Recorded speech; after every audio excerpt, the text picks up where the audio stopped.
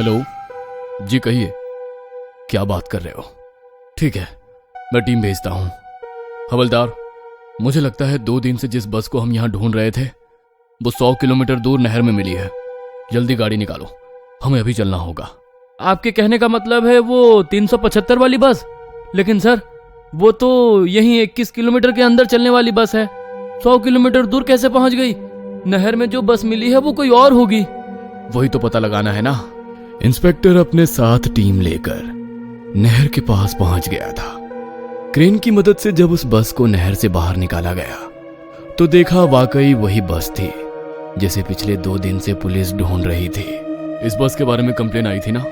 कौन था वो जिसने कंप्लेन कराई थी? सर, 2 दिन पहले रात के 3 बजे एक बूढ़ी औरत और एक 22-23 साल का लड़का आए थे। अजीब अजीब सी बातें कर रहे थे। उनकी बातों का कोई सर पैर नहीं था, इसलिए हमने उन्हें भगा दिया था। बुलवाओ उन्हें, और हाँ, जिस डिपो की ये बस है वहां से भी बुलवाओ किसी को जो ड्राइवर के बारे में जानकारी दे सके। कुछ ही देर के बाद बस का मैनेजर और वो बूढ़ी औरत इंस्पेक्टर के सामने खड़े हुए थे। ये बस तुम्हारे डिपो की थी ना? जरा पहचान करके बताओ, ये ड्राइवर और कंडक्टर तुम्हारी बस के ही है? जी सर, ये हमारे ही डिपो की बस है। 3 दिन पहले आखिरी बार ये बस फ्रेगनेंट हिल्स के लिए निकली थी, लेकिन अचानक से कहाँ गायब हो गई कोई नहीं जानता। नहीं सर, 3 दिन नहीं, 2 दिन पहले रात के 2 बजे मैंने फ्रेग्रेंट हिल्स जाने के लिए यही बस ली थी। बस में एक ड्राइवर और एक लेडी कंडक्टर भी थी। बस में मेरे साथ साथ एक कपल और एक 22 से 23 साल का लड़का भी चढ़ा था। वही लड़का जो मेरे साथ पुलिस में कंप्लेंट दर्ज कराने के लिए भी आया था। और वो कपल, वो कहाँ गए? उनकी तो डेड बॉडी भी नहीं मिली बस के अंदर से। हाँ, वो लोग थोड़ी दूर पर ही बस से उतर गए थे। उसके बाद 3 लोग बस में चढ़े जो दिखने में बहुत ही अजीब से नजर आ रहे थे। मैंने उस दिन इंस्पेक्टर को बताया था, लेकिन किसी ने भी मेरी बात पर यकीन नहीं किया। वो 3 लोग इंसान नहीं थे सर, मैंने खुद अपनी आंखों से देखा, वो कुछ और ही था। बूढ़ी की बातें सुनने के बाद इंस्पेक्टर का दिमाग चकराने लगा था। ठीक है, तुम जाओ। हवलदार, रूट नंबर 375 की सारी फुटेज निकलवाने को कहा था ना, क्या हुआ उसका? सर, रूट नंबर 375 की पूरी फुटेज मैंने खुद चेक की है। ये बुढ़िया और वो लड़का जहां पर उतरे उसके आगे बस पूरे रूट पर कहीं भी नजर नहीं आई। इनके उतरने के बाद पता नहीं बस कहां गायब हो गई। तुमने जाकर कैमरे चेक किए? हो सकता है आगे के कैमरे खराब हो।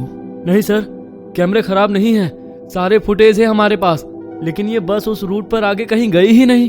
अचानक से ना जाने कहां गायब हो गई। सर, एक और बात, ये एक छोटे से रूट पर चलने वाली बस है। इसमें 20 किलोमीटर से ज्यादा चलने का डीजल ही नहीं था। अगर बस 100 किलोमीटर दूर यहाँ नहर तक आई है तो जरूर कहीं ना कहीं डीजल भरवाया होगा। आप सीसीटीवी निकलवाइए ना। मैनेजर की बात सुनकर इंस्पेक्टर सारे पेट्रोल पंप्स की फुटेज निकलवाता है, लेकिन एक भी फिलिंग स्टेशन पर बस नजर नहीं आती। सर, 5 बॉडी को पोस्टमार्टम के लिए भेज दिया है। डॉक्टर का कहना है कि ये बॉडी तो 2 दिन पुरानी नहीं है, बल्कि इसमें से जो 3 बॉडीज हैं जिनके शरीर पर अजीबोगरीब से कपड़े थे, वो तो इतनी बुरी हालत में है कि लगता है हफ्तों से पानी में ही थी। और ड्राइवर और कंडक्टर की भी कम से कम 1 हफ्ते पहले मौत हुई होगी, ऐसा लगता है। इंस्पेक्टर को कुछ समझ में नहीं आ रहा था कि ये पहेली आखिर है क्या। ऐसा कैसे हो सकता था? ड्राइवर और कंडक्टर को 2 दिन पहले उस बूढ़ी औरत ने अपनी आंखों से देखा था। इसका मतलब उनकी मौत तो इन 2 दिनों के बीच में ही हुई है। पहेलियों को सुलझाने के लिए इंस्पेक्टर जाकर बस का फ्यूल टैंक खोलकर देखता है, और जो सामने उसे नजर आता है उसे देखकर उसे मानो करंट सा लग जाता है। बस का फ्यूल टैंक लबालब खून से भरा हुआ था। साल 1995, रात के तकरीबन 2 बज रहे थे। एक तो गहरी ठंडक, ऊपर से पिछले 2 घंटे से लगातार बारिश हो रही थी, जिसके कारण उस 22 साल के लड़के का बस स्टॉप पर खड़े रहकर बस का इंतजार करना मुश्किल होता जा रहा था। चीन में फ्रेग्रेंट हिल तक जाने के लिए ये इस रूट की आखिरी बस थी, और इस समय उसे रूट नंबर 375 की इस आखिरी बस का बेसब्री से इंतजार था। चारों ओर घना कोहरा फैला हुआ था, जिसके कारण सामने कुछ मीटर पर खड़े हुए लोग भी साफ नजर नहीं आ रहे थे। पिछले आधे घंटे में बस स्टॉप से कोई भी बस होकर नहीं गुजरी थी। एक युवक बस का इंतजार कर ही रहा था कि तभी उसे सामने से एक बूढ़ी औरत छड़ी टिकाती हुई बस स्टॉप की तरफ आती नजर आती है। बूढ़ी औरत के वहां पहुंचने के कुछ ही मिनट के बाद रूट नंबर 375 की बस स्टॉपेज पे आके रुक जाती है। वो बूढ़ी औरत और युवक बस में चढ़ जाते हैं। बस आगे बढ़ने ही वाली थी कि तभी कोई बस को हाथ हिलाकर रोकने का इशारा करता है। ड्राइवर ने एक बार फिर ब्रेक लगा दिया था। एक कपल हाथों में हाथ डाले बस में चढ़ते हैं और ड्राइवर के पीछे वाली सीट पर बैठ जाते हैं। वो बूढ़ी औरत और लड़का भी बस में आमने सामने वाली सीट पर बैठ गए थे। बस में कुछ मिलाकर सिर्फ 4 ही सवारियां थी। ड्राइवर ने एक बार फिर इधर उधर देखा। जब उसे कोई सवारी दिखाई नहीं दी तो उसने बस को आगे बढ़ा दिया। ड्राइवर के बस को आगे बढ़ाने के बाद बस में सवार लेडी कंडक्टर एक एक करके टिकट काटने लगती है। बस में बैठा कपल एक दूसरे के कंधे पर सर रखकर नींद की झपकी ले रहा था। वहीं बूढ़ी के सामने बैठा युवक कानों में वॉकमैन लगाकर आंख बंद करके गाने सुन रहा था। लेकिन बूढ़ी औरत पूरी तरह से सतर्क थी। वह बार बार मुड़कर बस में सवार सवारियों और ड्राइवर को देख रही थी। उसकी आंखों में नींद नजर नहीं आ रही थी। अचानक ही बस का ड्राइवर बस की स्पीड बहुत धीमी कर देता है। क्या हुआ? बस इतनी धीरे क्यों कर दी? सामने इतना कोहरा है, कुछ समझ नहीं आ रहा है कि सड़क किस तरफ है। ज्यादा तेज चलाऊंगा तो एक्सीडेंट हो सकता है। अच्छा ठीक है, आप ध्यान से चलाइए। चारों ओर बिल्कुल सन्नाटा था। बारिश बंद हो चुकी थी और सड़कों पर कोई भी गाड़ी नजर नहीं आ रही थी। बस भी लगभग खाली ही थी, जिसकी वजह से गाड़ी के इंजन के अलावा और किसी भी तरह की आहट गाड़ी में से सुनाई नहीं पड़ रही थी। खराब मौसम और कम विजिबिलिटी होने के कारण ड्राइवर के साथ साथ बस में सवार बूढ़ी औरत के माथे पर भी चिंता की लकीरें उभर रही थी, क्योंकि बाकी सवारियां आंखें बंद किए थी। उन्हें बाहर के मौसम का कोई अंदाजा ही नहीं था।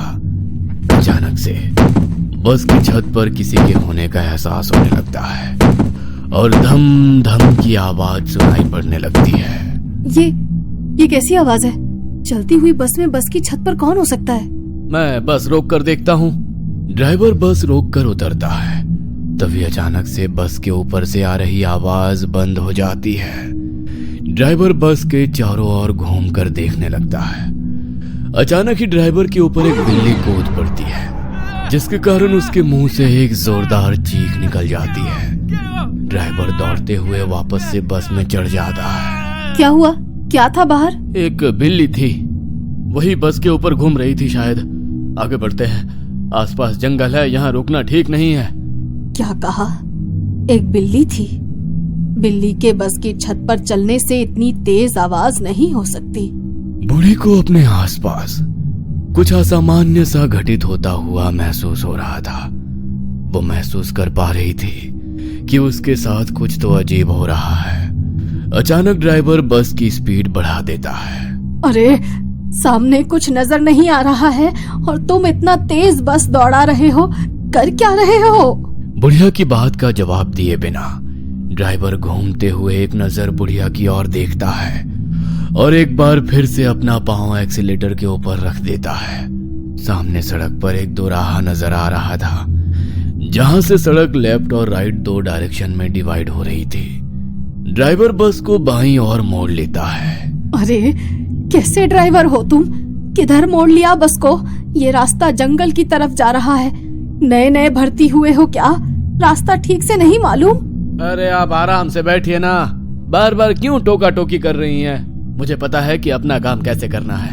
इस रास्ते पर ट्रैफिक कम होता है, कोहरे में इधर से जाना सेफ रहेगा और ये शॉर्टकट भी है। आप चिंता मत करो, थोड़ी देर बाद ये आगे जाकर उसी रास्ते पर मिल जाएगा। बूढ़ी को ड्राइवर के हाव भाव काफी बदले हुए नजर आ रहे थे। कुछ देर बाद तेज गति से दौड़ती बस को ड्राइवर अचानक ब्रेक लगाकर रोक लेता है। क्या हुआ? ऐसे अचानक से बस क्यों रोक दी? अब तो फ्रेग्रेंट हिल से पहले बस का कोई स्टॉपेज भी नहीं है। वैसे भी ये जंगली इलाका है, यहाँ पर बस रोकने का मतलब क्या है? वो सब मैं जानता हूँ, लेकिन देखो सामने कुछ लोग खड़े हुए हैं और लगातार हाथ से बस को रोकने का इशारा कर रहे हैं। अरे तो ऐसे ही कोई बीच सड़क पर खड़े होकर बस को रोकने के लिए कहेगा तो आप गाड़ी रोक देंगे क्या? इतनी रात को ऐसे ही बस रोक देना मुझे तो कुछ ठीक नहीं लग रहा। आप दरवाजा मत खोलिए। ड्राइवर साहब सही कह रहे हैं, सामने 3 लोग खड़े हुए नजर आ रहे हैं, उन्हें मदद की जरूरत हो सकती है। ये इस रूट की आखिरी बस है, अगर हम उन्हें अंदर नहीं आने देंगे तो शायद पूरी रात जंगल में ही बितानी पड़े। ड्राइवर की बात सुनकर बाकी की सवारियां कुछ नहीं कह पाती और ड्राइवर बस के दरवाजे खोल देता है। बस का दरवाजा खोलने के बाद 3 लोग बेहद धीमी रफ्तार से चलते हुए बस में चढ़ जाते हैं। ये 3 लोग जब बस के अंदर आते हैं तो बस के अंदर बैठी सवारियां उन्हें देखकर बुरी तरह चौंक जाती है। बस में चढ़ने वाले 3 लोगों में से 2 ने बीच वाले आदमी को इस तरह से पकड़ा था जैसे वो शराब पिए हो या खुद से चलने के लायक ना हो। वो सहारा देकर घसीटते हुए किसी तरह उसे बस की सबसे पिछली सीट तक ले जाते हैं और वहीं जाकर बैठ जाते हैं। उन तीनों में एक बात जो सबसे ज्यादा अजीब थी वो ये कि इस समय 1995 चल रहा था, लेकिन उन तीनों की वेशभूषा ऐसी थी जैसे वो 18वीं शताब्दी में आए हो। सर पर पौराणिक चीनी टोपी पहने होने के कारण उनका चेहरा भी साफ नजर नहीं आ रहा था। इसके साथ ही उनके बाल भी लंबे और बेतरतीब बिखरे हुए थे, जिसके कारण चेहरा दिखाई नहीं पड़ रहा था। तीनों नए पैसेंजर्स को बैठाने के बाद बस एक बार फिर से आगे बढ़ गई थी। बस जैसे जैसे आगे बढ़ रही थी, बस के अंदर की हवा में कुछ अजीब सा भारीपन महसूस होने लगा था। ये किन लोगों को बैठा लिया है तुमने? तुम्हें इन्हें देखकर कुछ सिरहंसी महसूस नहीं हो रही? उनके कपड़े देखो, आज के समय में कौन ऐसे कपड़े पहनता है? इतने पुराने और भद्दे लग रहे हैं, जैसे कभी धुले ही नहीं हैं। आपने गौर किया? बस के अंदर अचानक दुर्गंध फैल गई है। ऐसा लगता है जैसे कुछ सड़ रहा है यहाँ। मुझसे तो सांस भी नहीं ली जा रही है। ये क्या बोल रही हैं आप? ऐसा तो कुछ भी नहीं है। इधर पीछे गांव में एक थिएटर है, ये लोग उधर नाटक कंपनी से ही आए होंगे। आप उन पर ध्यान मत दीजिए। जब से वो लोग बस में आए तब से 1 इंच भी हिले नहीं, ना ही उन्होंने कोई बात की। फिर तुम्हें कैसे पता कि वो थिएटर से आए हैं? तुम उनकी तरफदारी क्यों कर रही हो? 5 किलोमीटर के बाद आपका स्टॉपेज आ जाएगा, तब तक चुप करके बैठो, समझी? कंडक्टर की बात सुनकर बूढ़ी ने एक नजर अपने सामने बैठे लड़के की ओर देखा। वो भी इस समय बूढ़ी को ही देख रहा था। बूढ़ी कुछ देर तक बेचैनी में इधर उधर देखती है और उसके बाद सामने वाले लड़के को घूरने लगती है। बस अब जंगल पार करने के बाद फ्रेग्रेंट हिल्स जाने वाली मेन रोड पर आ गई थी। हमें इधर ही उतार दो। कपल बस से उतरकर जा चुका था। उनको बस से उतरकर जाते देख कंडक्टर की आंखों में कुछ बेचैनी सी नजर आ रही थी। कंडक्टर के समझाने के बाद भी बस में बैठी बूढ़ी औरत कभी पीछे मुड़कर उन तीनों अजीब पैसेंजर्स को देखती तो कभी सामने बैठे लड़के को। अचानक, ए लड़के, मेरा पर्स लिया ना तुमने? बूढ़ी औरत देखकर फायदा उठाता है, हाँ? क्या कहा? मैंने पर्स उठाया? मैं चोर नजर आता हूँ क्या? हाँ, चोर ही नजर आता है। तेरी शक्ल पर लिखा है तू 1 नंबर का चोर है। निकाल मेरा पर्स। बूढ़ी के इस तरह आंखें दिखाकर चोरी का इल्जाम लगा देने से वह लड़का भी बुरी तरह बौखला गया था। आपकी उम्र का लिहाज कर रहा हूँ वरना। अरे क्या बेहुदगी है ये, मैं तो जानता भी नहीं आपके पास पर्स था भी या नहीं। बूढ़ी की आवाज लगातार बढ़ती जा रही थी और उसी के साथ अब लड़का भी गुस्से में आ गया था। तू उतर नीचे, तुझे मैं तेरी औकात दिखाती हूँ। अभी पुलिस को तेरी शिकायत करूंगी। सीनियर सिटीजन्स की ताकत अभी पता नहीं है तुझे, समझा? बूढ़ी और वो लड़का अब ड्राइवर के पास खड़े होकर बस रोकने के लिए चिल्लाना शुरू कर देते हैं। उनका चीखना चिल्लाना देख ड्राइवर गुस्से में बस रोककर उन्हें जाने देता है। अरे माता जी, अब आप ऐसा करिए, पुलिस बुलाइए। अब पुलिस ही बताएगी मैं सही हूँ या गलत। पुलिस की जरूरत नहीं है। मैं जानती हूँ तुम बेकसूर हो, लेकिन तुम मेरे पोते के उम्र के हो। तुम्हें उस बस में अकेले नहीं छोड़ सकती थी, इसीलिए मैंने ये सब किया। मतलब वो सब ड्रामा था? अरे आपको पता भी है आपने क्या किया? इतनी रात को इस सुनसान रोड पर कहाँ जाएंगे हम? कैसे जाएंगे? तुमने देखा वो 3 लोग जो बस में चढ़े थे? तुम कान में गाने लगाकर मस्त हो गए थे, लेकिन मेरी ये बूढ़ी आंखें बहुत बेचैन थी। मैं लगातार बस में हो रहे हर छोटे से छोटे इंसिडेंट पर नजर बनाए हुए थी। मैंने देखा बस के पीछे की एक खिड़की खुली है, जहां से ठंडी हवा आ रही है। उस हवा से उन आदमियों के कपड़े उड़े। तब मैंने देखा उनके पाँव ही नहीं थे। बीच वाले आदमी के चेहरे पर बिखरे बाल हवा में उड़े तो मैंने देखा बीच वाले आदमी का चेहरा, नाक, मुंह कुछ नहीं था। हमारे गांव में ऐसे लोगों को प्रेत कहा जाता है। मैं कंडक्टर को उनके बारे में बताना चाहती थी। मैंने पर्स से छोटा आईना निकाला। उस आईने में कंडक्टर साफ दिखाई देना चाहिए, लेकिन मेरे कोशिश करने के बाद भी मैंने देखा कंडक्टर का चेहरा आईने में दिखाई ही नहीं पड़ रहा है।